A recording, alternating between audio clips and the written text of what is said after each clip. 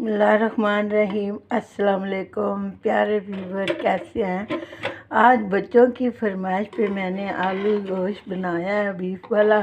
माशाल्लाह ये बड़ा ज़बरदस्त बन गया। आपको दिखा रही हूँ कि मेरे बच्चे कभी कभी फरमाइश करते हैं। माशाल्लाह ये देखें, इसका शोरबा कितना मज़े का और इसके आलू कितने मज़े के, और इसकी लुक देखें ना ज़रा। माशाल्लाह इसकी लुक कितनी खूबसूरत आई है। माशाल्लाह आपको अच्छा लग जाए तो शेयर करें, लाइक करें, सब्सक्राइब करें, अपनी दुआओं में याद रखें।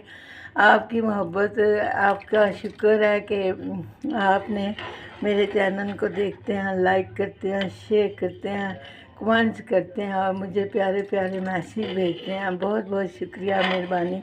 अगर आज आपको मेरा आलू गोश्त बच्चों की फरमाइश का पसंद लग जाए तो शेयर करें, लाइक करें, सब्सक्राइब करें, अपनी दुआओं में याद रखें। ये देखें ना, माशाल्लाह इसका कलर देखें कितना खूबसूरत आया है। माशाल्लाह माशाल्लाह, ये देखें माशाल्लाह माशाल्लाह। अच्छा लग जाए तो शेयर करें, लाइक करें, सब्सक्राइब करें, अपनी दुआओं में याद रखें। अल्लाह हाफिज़।